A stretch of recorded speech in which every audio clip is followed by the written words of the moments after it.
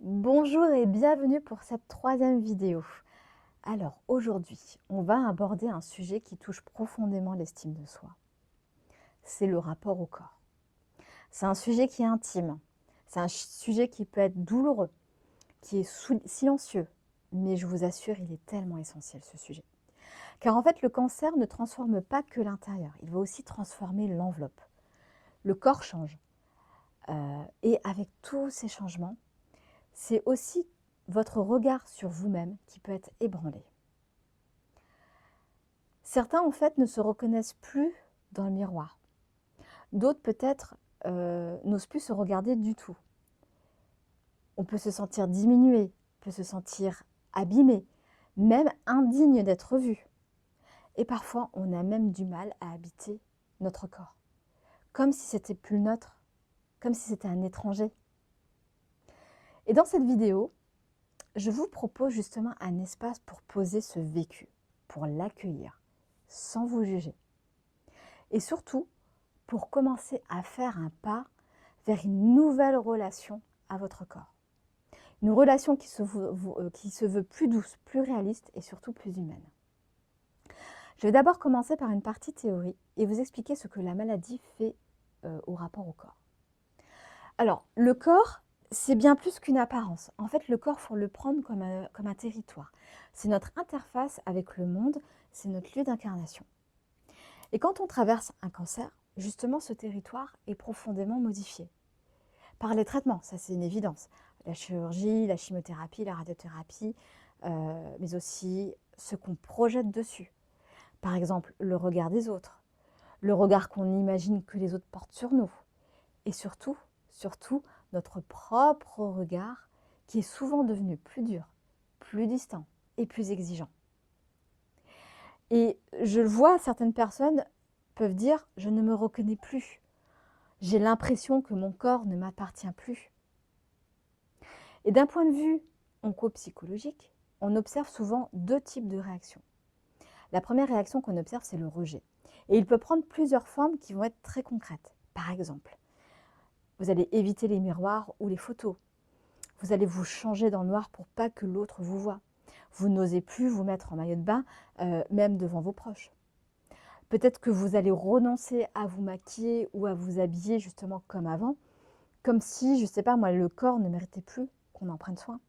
Ou à l'inverse, vous pouvez peut-être chercher à tout contrôler, à cacher des cicatrices, à camoufler les marques, à rester impeccable justement pour ne pas déranger. Mais justement, derrière ces comportements, il y a rarement de la superficialité. Et ça, c'est important. Parce que derrière, il y a souvent une douleur qui est plus profonde. C'est celle de ne plus se reconnaître. Et parfois même celle de ne plus se sentir légitime dans sa propre peau, dans son propre corps. La deuxième dimension que je veux vous donner, c'est la dissociation. En fait, c'est un mot qui est un peu technique, mais il désigne vraiment quelque chose qui est très humain. La dissociation, en fait, c'est se couper du ressenti pour ne plus souffrir. Parce que le corps devient alors un outil, un objet de soin. Et parfois même, il devient un fardeau. Peut-être que quand vous prenez votre douche, vous ne pensez pas à votre corps. Vous ne vous regardez plus. Vous n'osez peut-être plus toucher certaines zones de votre corps. Vous faites ce qu'il faut pour aller au rendez-vous, mais vous êtes complètement ailleurs. Vous êtes détaché de votre corps. Peut-être que vous avez ce sein en moins et vous vous forcez de ne pas y penser. Peut-être que vous vivez dans votre tête et que le corps, c'est juste ce qui vous fait mal, ce qu'il faut que vous surveillez. Et tout ça, c'est un mécanisme de protection. Mais le problème, c'est qu'à la longue, il peut laisser justement une sensation de vide, une sensation de flottement, comme si vous vivez à côté de vous.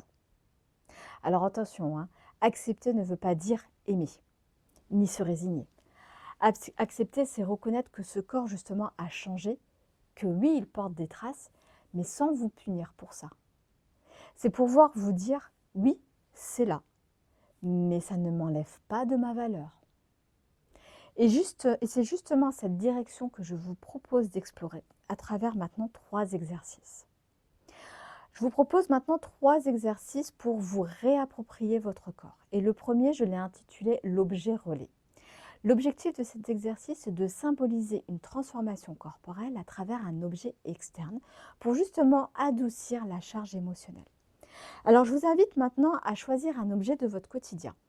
Un bijou, un foulard, une pierre, un bibelot, ce que vous voulez. Mais en fait, cet objet va représenter une partie de votre corps avec laquelle vous êtes en tension actuellement. Je vous donne un exemple. Peut-être que vous allez choisir un foulard pour la perte de vos cheveux, un bracelet pour un lymphodème du bras qui est douloureux, une pierre pour symboliser une cicatrice, par exemple. Maintenant, chaque jour, je veux que vous preniez un moment pour tenir justement cet objet dans les mains et que vous lui dites ce qu'il représente, ce que vous ressentez vis-à-vis de cette partie de votre corps, ce que vous lui reprochez peut-être ou ce que vous aimeriez sûrement. En fait, ce rituel va créer une distance sécurisante et en fait, l'objet devient, si vous voulez, un intermédiaire qui permet un lien, une stabilité et il sert de relais, un symbole entre ce que vous vivez intérieurement et ce que vous avez du mal à toucher directement sur votre corps. L'exercice numéro 2 maintenant, c'est avant, maintenant, après, pour dialoguer avec votre corps en 3 temps. L'objectif, c'est de reconnaître justement l'évolution corporelle sans rester figé dans la comparaison ou dans le rejet. Alors, je vous invite à prendre 3 feuilles. Et sur chaque feuille, vous allez donner la parole à une version différente de votre corps. Sur la première feuille, je veux que vous écriviez « Mon corps d'avant ». Que dirait-il? Est-ce qu'il est fier? Est-ce qu'il est nostalgique? Est-ce qu'il est critique? Est-ce qu'il est attendrissant?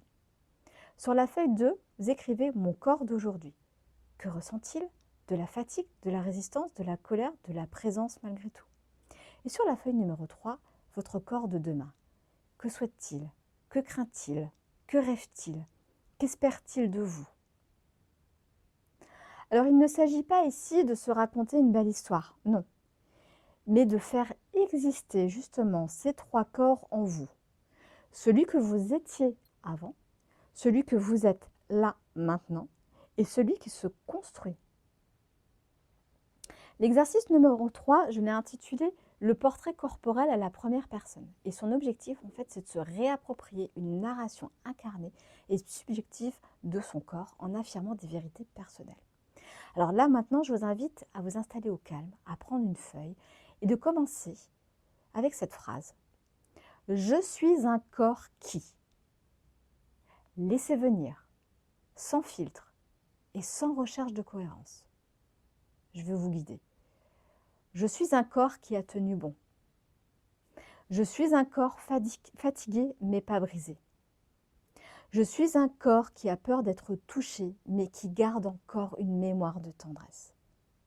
Laissez les mots venir. Je suis un corps.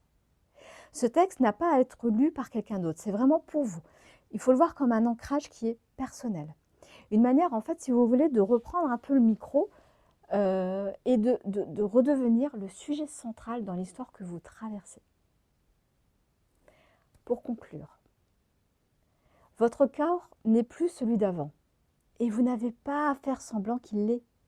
Vous avez le droit de ne pas aimer chaque centimètre de ce corps. Vous avez le droit de ne pas savoir quoi en faire aujourd'hui. Mais ce que vous pouvez choisir, mesdames et messieurs, c'est de ne plus vous juger, de ne plus vous punir pour des traces qui racontent que vous êtes vivant ou vivante. Et de faire justement à votre rythme un pas vers ce corps qui vous porte, qui est toujours là, malgré tout ce que vous avez subi. Dans la prochaine vidéo, on va parler justement de ce moment très flou qui est l'après-cancer. Parce que quand les traitements s'arrêtent, c'est justement à ce moment-là que le travail intérieur commence vraiment. Alors, je vous retrouve pour ça très bientôt. Mais d'ici là, rappelez-vous, s'il vous plaît, votre valeur n'a pas changé, même si votre corps, lui, a changé. À bientôt pour la prochaine vidéo.